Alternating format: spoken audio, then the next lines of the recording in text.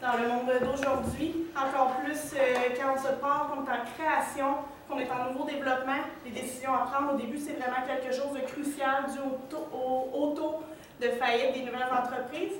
C'est d'ailleurs pour ça qu'on est là aujourd'hui, la firme de consultation NLJJ, afin de régler le mandat que nous avez confié. Donc ici, Joanie Croteau, Jessica Luneau, mes collègues et moi-même, Marie-Lou Rochefort. Donc le mandat, justement, que nous avez confié, c'est de trouver un nouveau nom d'entreprise, un nom accrocheur qui va vraiment aller avec vos valeurs. Ensuite, c'est de définir les clientèles cibles et ainsi élaborer une stratégie de mise en marché efficace envers ces clientèles cibles-là. Le plan de la présentation d'aujourd'hui va suivre avec une analyse de l'entreprise complète, des stratégies de positionnement qu'on vous propose ainsi que de mise en marché par la suite, un plan d'action et des recommandations à suivre pour un plan optimal. Donc vraiment, votre produit que vous avez présenté, très différent, quelque chose qui est accessible pour beaucoup de personnes. Vous avez des propriétaires expérimentés, ce qui a permis de mettre en œuvre ce beau produit. L'entreprise, comme cité précédemment, est en expansion. Aussi présenter un produit qui est fiable, qui est simple. Donc, c'est pour ça l'effet saillant. Donc, pour ce qui est de l'analyse de l'entreprise, qu'est-ce que vous avez en tant que force? C'est que vous avez un produit unique et innovant. Effectivement, vous êtes les seuls sur le marché qui font le produit du rack amovible qui permet à la personne d'avoir son rack sur le top de son auto et de le descendre à la hauteur qu'elle veut. Vous avez une expérience en tant que propriétaire.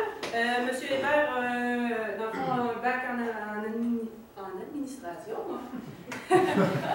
Oui, c'est des misères, on a la dernière équipe. On a un service après-vente qui est exceptionnel. Dans le fond, vous avez la satisfaction de votre clientèle. Bien sûr, vous offrez un service après-vente et une garantie sur votre produit à vie, ce qui est quand même une bonne valeur ajoutée pour votre produit. Et aussi, vous voulez faire votre produit au Canada. Donc, le fait que, dans le fond, ça peut faire en sorte que les gens sont plus... ils vont être plus prêts à acheter de quoi qui est fait ici qui va être fait ailleurs. Pour qu'est-ce qui est des points à améliorer, on avait le nom d'entreprise. Effectivement, c'était Travel. Une fois, comme vous l'avez mentionné, c'était difficile aux clients de mentionner le nom. Donc, on va vous proposer plus tard un nouveau nom. La gestion des profits. C'est sûr que quand on part à notre première année d'entreprise et que ça va bien, on a tendance à vouloir « OK, bon, ben ça va bien, je vais me mettre à développer beaucoup plus. » Mais comme ma collègue, elle l'a dit à l'introduction, bien, des fois, c'est en faisant trop d'investissements qu'on va venir perdre, dans le fond, qu'on perd de l'argent. Et dans le fond, votre produit, présentement, il est juste adaptable pour un produit. Donc, on va vous présenter une solution plus tard. Pour qu'est-ce qui est des opportunités, c'est dans le fond recommandé pour les remorques, pour les entrepreneurs. Ça serait une adaptation possible, une production en Chine, comme vous l'avez comme vous l'avez mentionné. Ça serait un brevet d'invention, puisque vous êtes les seuls à faire ce produit-là et que vous êtes les premiers. Ça serait de faire aussi des produits connexes et de faire une adaptation pour les familles. Pour qu'est-ce qui est des points à améliorer, des menaces, c'est dans le fond que votre premier compétiteur et un manque de financement, vu que vous êtes en début d'entreprise et que ce produit-là, c'est coûteux à faire produire, à faire de la recherche et développement. Donc, ça va prendre du financement.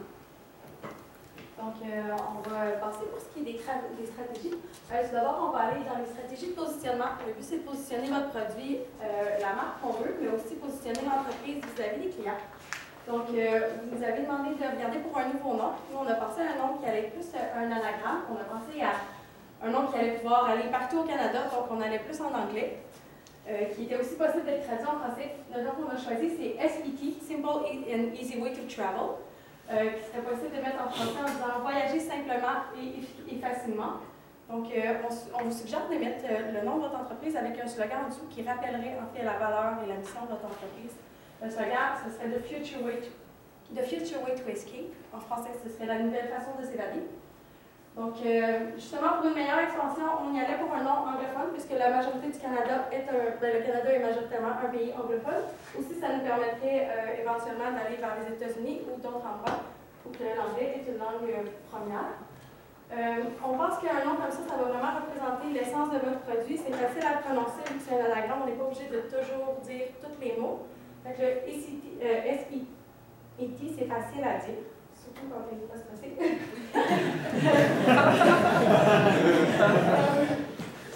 C'est facile à dire. On voulait vraiment penser ça sur les valeurs de votre compagnie, en fait. Donc, la clientèle cible, vous nous avez demandé de la regarder. On a vu que vous avez divisé vos clientèles cibles plus de façon à ceux qui avaient les mains pleines et ceux qui ne voulaient pas trop s'en faire. Nous, on pense que c'est plus des caractéristiques des catégories et non des catégories en soi. Donc, on diviserait ça plutôt au travers des familles, les gens sportifs, ce que vous avez décrit dans votre première catégorie, mais en les faisant vraiment à part entière, parce que ce n'est pas le même type de personnes qu'on vise. Quand on va viser une famille, souvent, ça va être la mère de famille qui va quand même décider de la grande dépense. Fait qu'il va falloir vraiment l'accrocher pour dire que ça va être facile pour toi, ça va être important pour toi d'être capable d'avoir accès à ton rangement sur le toit.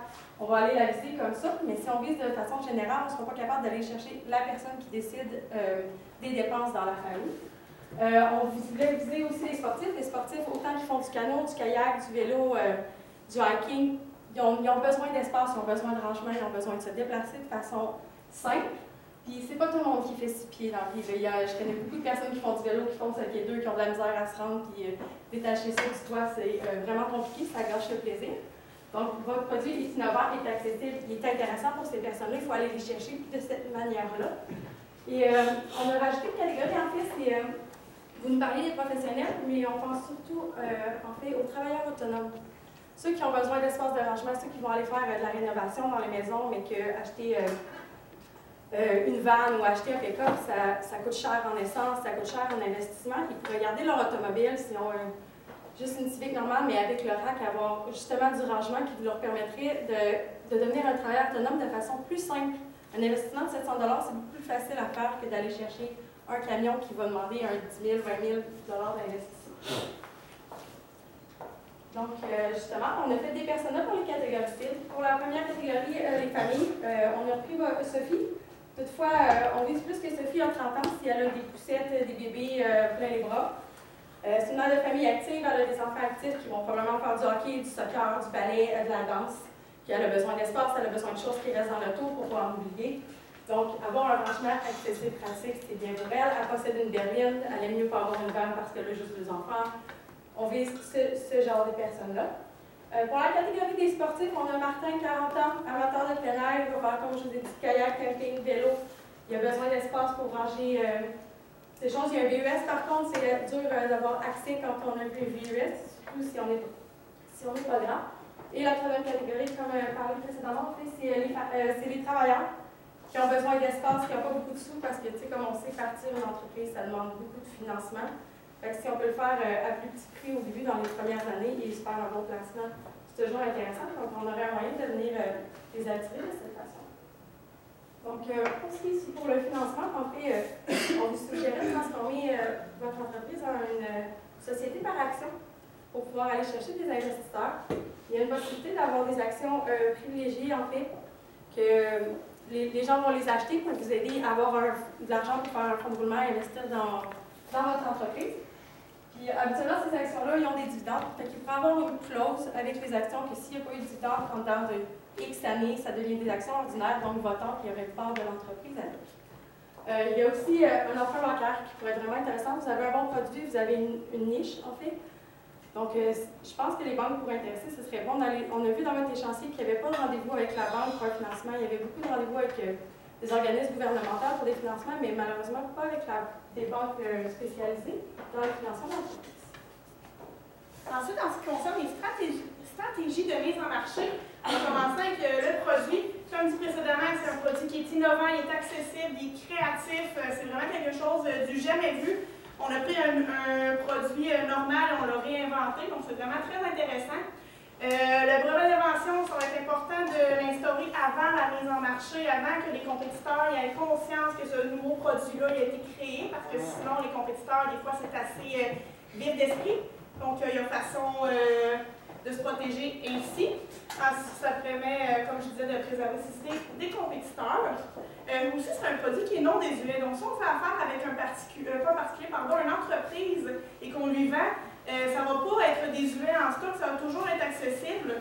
Donc, c'est vraiment une bonne chose, c'est vraiment un bon produit, pardon. Et aussi, si on fait au Canada, donc, on va être adapté au climat d'ici, ils vont avoir une prévention contre la rouille, on va vraiment penser au fait que des fois, il fait moins 30, moins 40. En Chine, il ne fait pas ces températures-là, par exemple, donc c'est vraiment quelque chose que les gens d'ici vont penser. Pour ce qui est du prix, il y a la loi anticoncurrentielle qui est à considérer. Vous ne pouvez pas mettre les prix que vous voulez comme vous voulez. Il y a vraiment ça qui va être à respecter, à vraiment s'assurer d'avoir en compte lorsque vous allez vraiment décider votre prix. On pensait à une marge de profit de 20 %. Le pourquoi qu'on a pris ce 20 %-là, c'est vraiment une façon d'avoir des profits, mais réalisables. Donc, vous allez être concurrentiel, malgré tout, vous allez faire un bon profit, vous allez pouvoir rentrer dans votre argent, ça permet aussi une marge pour faire des rabais. Concernant les rabais, justement, on pensait 15 % minimum de marge de profit. Si, par exemple, vous voulez faire des achats complémentaires, un rabais qui viendrait avec ça, ça serait une façon d'attirer la clientèle, mais aussi d'avoir de l'argent pareil. Aussi, une promotion de lancement, financement d'achat, ça peut être intéressant du fait que des gens, des fois, 700 $ comme ça, sont peut-être pas prêts. Tandis qu'il y a beaucoup de gens impulsifs que si on lui dit « ouais, mais c'est juste 50 $ par mois », qu'il y a beaucoup plus de chances qu'ils achètent qu'on aille chercher une plus vaste clientèle de ce fait pour les gens impulsifs. Et aussi, on pensait, là, on vous fait plein de suggestions, mais par exemple, les 100 premiers acheteurs, ils pourraient avoir un 50 $ de rabais. Donc, s'ils prennent en financement, c'est un premier paiement qui est retiré. Donc, ça serait une belle opportunité. Et ensuite, pour la distribution, vous faites du B2C, donc Business to Consumer. Avec les foires, les salons, le site Internet, vous faites un service personnalisé qui est direct avec les clients. C'est bien, c'est une bonne chose. Par contre, il y a le volet de B2B, de Business to Business, qui est vraiment très important à prioriser, du fait que les détaillants spécialisés, les concessionnaires automobiles, c'est eux qui vont aller vous chercher une clientèle, vous n'arriverez peut-être pas nécessairement à les rejoindre.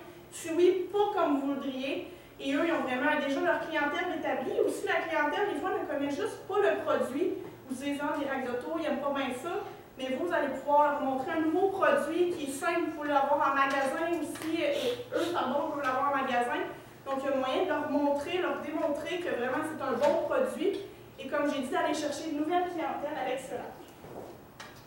Ce qui est de communication, effectivement, bien là, vous êtes en train de faire un site web.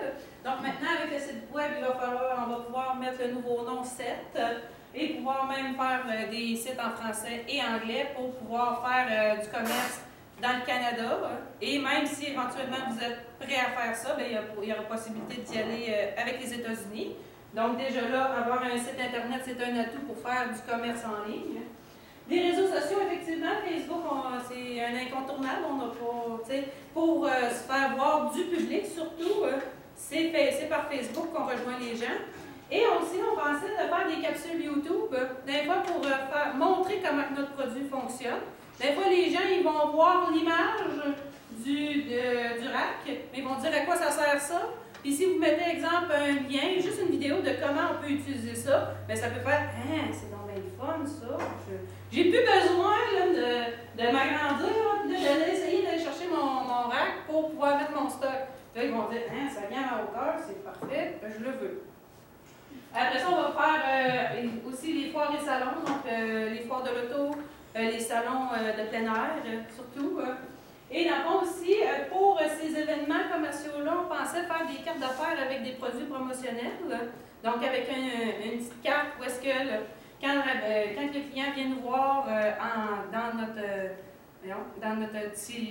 commerce, bien, ça lui permet, j'ai peut-être bien un 15 % sur l'installation, un 15 % sur le rack en tout. Et aussi, on pensait, une fois que votre produit est bien connu de la foule et il commence à s'en venir, on pensait engager un représentant pour qu'il aille voir, lui, il se déplace dans les concessionnaires d'auto pour faire en sorte que, pour qu'il propose aux gens qui achètent leur voiture, le VUS, ou leur auto berline, et qui propose de faire l'installation du rack sur la voiture à l'achat. Donc, on n'a même pas besoin d'aller voir le client direct, on a juste à aller au concessionnaire qui reçoit tout plein de clients. Donc, si on a un représentant qui peut rentrer dans un concessionnaire d'auto, mais ça peut être des ventes faciles qui peuvent être faites. Puis en plus, c'est même pas nous qui faisons la vente, c'est le concessionnaire, c'est le représentant concessionnaire. on avait pensé faire une nouvelle gamme de produits pour les entrepreneurs. Exemple, il y a quelqu'un qui veut se partir en peinture. Eh bien, il a besoin d'échelle, il a besoin de mettre son stock de peinture, il a besoin de mettre ses pinceaux dedans. Mais là, à un moment donné, son petit char économique qui consomme 45 pièces d'essence par semaine, mais il manque de place. Fait que comme ça, avoir le petit rack, ça lui permettrait de mettre son stock dedans. Aussi, pour les entrepreneurs qui ont des plus grosses remorques, au lieu qu'ils mettent leurs échelles sur leur voiture, bien, on pourrait installer un rack sur la remorque puis faire en sorte que l'échelle, au lieu d'être installée sur l'auto, qu'elle soit installée sur le top de la remorque. Donc, de même, on se différencierait. Aussi, pour les particuliers, exemple, les propriétaires de chevaux qui font des compétitions, eux, ils mettent le clôture sur le dessus de trailer à chevaux. Puis ils sont obligés de monter dans le petit escalier pour descendre le clôture. Mais si on viendrait mettre un rack amovible, bien, eux, ça les éviterait d'un fois, ça pourrait dire hein, j'ai plus besoin de monter en haut, donner mes clôtures à ma blonde en bas. Mais de même, il y aurait juste, mettons, un exemple à peser, peut-être à faire un mécanisme, peser sur le piton pour faire en sorte que les clôtures descendent à son corps. On vient faire aussi une boîte de rangement avec des sections mobiles. Mobiles, excusez. Donc, on a notre petit rack. On pourrait mettre des sections puis les arranger comme on ne veut pas faire des sections prédéfinies. Mais, exemple, on pourrait mettre des petits racks puis faire en sorte que, je vais déplacer ma petite rangée. On va faire aussi les travailleurs autonomes, donc, comme je vous avais donné l'exemple de la peinture. Et on va faire aussi des adaptateurs pour les autres racks qu'on met sur l'auto, puis faire en sorte que ça fit avec notre rack pour descendre nos items. Donc, pour ce qui est du plan d'action, en premier, qui est de très court terme, c'est d'adopter notre nouveau nom pour pouvoir commencer notre commercialisation. Ça va être de viser notre clientèle cible, soit Sophie 30 ans, Martin 40 ans, puis Émilie 25 ans. Ça va être de faire notre brevet d'invention pour ne pas se faire voler notre idée, puis comme ça, avoir l'exclusivité sur le produit. Puis s'il y en a d'autres qui veulent avoir notre produit, on va pouvoir vendre dans le fond, avoir des redevances là-dessus. Ça va être de faire les salons pour se connaître encore plus, engager le représentant une fois qu'on a notre notoriété et faire nos nouveaux produits comme je vous ai présenté tout à l'heure. Donc, un peu en conclusion, les recommandations qu'on vous a faites, on croit que ça touche tous les points de votre mandat. En fait, ça touche non seulement les points de votre mandat, mais ça va aller chercher votre mission, votre vision, votre art. Dans votre mission, vous voulez innover et incrémenter des supports de toit qui facilitent les gens. Donc, on veut les promouvoir, puis on veut qu'avec votre nom, ce soit simple de savoir que c'est simple, en fait. On rend les choses donc, on va rendre les choses plus faciles d'approche pour les gens, n'importe qui. Pour ce qui est de la vision, qui est de faire vivre une expérience de déplacement les plus simples et agréables sans aucune restriction, en fait, nos recommandations qui viennent avec l'accessoire complémentaire qui serait plus une boîte et non une boîte de ski avec qui est mobile, avec les rangements mobiles. Ça va vous faire, ça va être une nouvelle expérience. Puis aussi, ça va aller toucher en même temps l'innovation et la créativité qui est dans vos valeurs. Donc, c'est pour ça qu'on est convaincus que nos solutions vont vous apporter toutes les chances de réussir dans les 5 prochaines années et faire de vous une entreprise qui va être émergente et non une entreprise qui va avoir de la difficulté. Merci beaucoup. Merci beaucoup. Merci.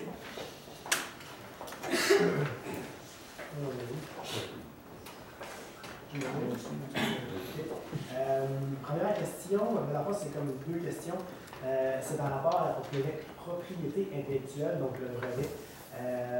Si on ne réussit pas à avoir le brevet, qu'est-ce qu'on fait? Comment est-ce qu'on se différencie? Comment est-ce qu'on va chercher une autre valeur ajoutée pour pénétrer le marché?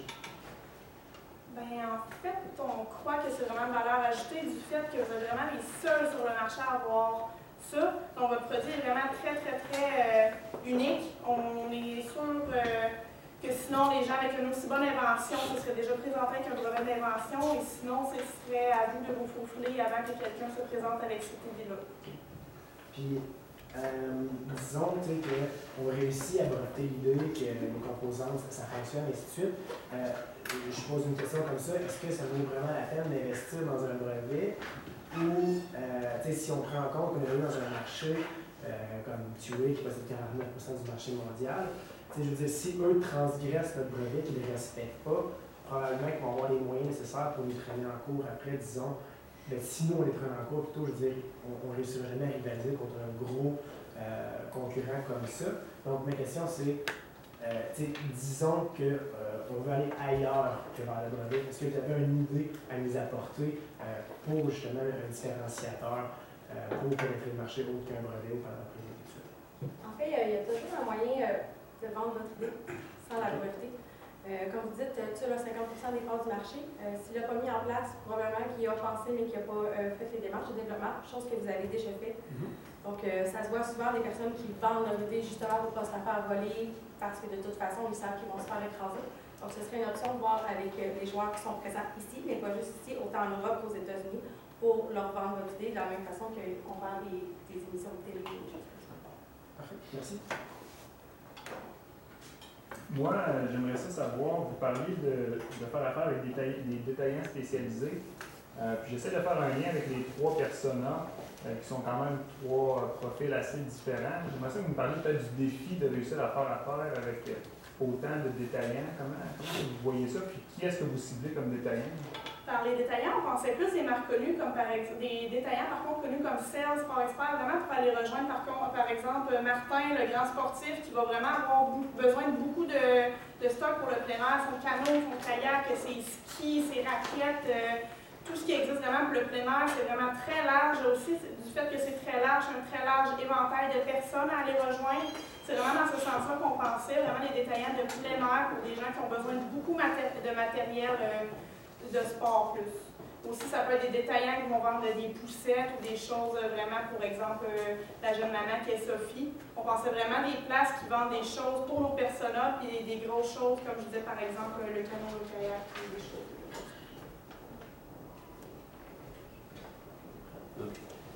Vous avez parlé de la remorque. Je trouve ça intéressant même que vous parlez de cette gamme-là, mais est-ce que vous ne pensez pas que au niveau de l'image de marque, c'est pas la même chose de viser quelque chose justement que par exemple pour le skieur ou genre quelque chose de plus haut de gamme versus ça allait viser quoi pour l'entrepreneur, le contracteur, c'est pas du tout le même branding. Ce qui va se passer, qu'est-ce que vous envisagez? Mais dans le fond, nous, qu'est-ce qu'on veut, c'est faire une diversification de produits, tout dépendamment de qu'est-ce que vous voulez faire. Nous, on vous offre une option pour venir agrandir votre marché, pour venir voir, OK, les entrepreneurs, peut-être que le petit rack de l'auto, eux autres, ils aimeraient avoir plus gros. Tandis que le client, si je peux dire normal, que lui veut juste prendre pour ses skis, pour mettre, je sais pas, le stock de hockey des enfants dedans, pour pas le mettre dans la valise, bien, c'est pas la même. Eux autres, ils n'ont pas le même besoin. C'est sûr que pour les remorques, on a besoin de plus gros. Fait que tout dépendamment de qu'est-ce que vous voulez faire, mais c'est sûr, ça va s'adapter à la clientèle. Parce que en visant les petits, ben, on fait un petit profit, mais si on vise les gros, ben, on peut venir chercher un plus gros profit sur ce qu'on vend. Fait que nous, dans le fond, c'était l'ouverture de marché et la diversification de nos produits. Tant qu'à faire un rack, ben, est-ce que c'est possible d'en faire un plus long et de permettre de mettre plus de poids dessus? Donc, c'était ça, dans le fond, notre idée. Si je peux juste me permettre, le fait de diversifier va vous permettre de réduire les risques aussi, parce que si vous allez juste vers un modèle puis une catégorie de personnes, ça se peut que ça ne marche pas et que là, vous allez tout perdre. Mais en visant plusieurs catégories de personnes avec peut-être plusieurs modèles, quand ça reste le même principe, vous allez réduire vos risques et avoir plus de chances de succès à long terme. C'est la fin de la période de questions.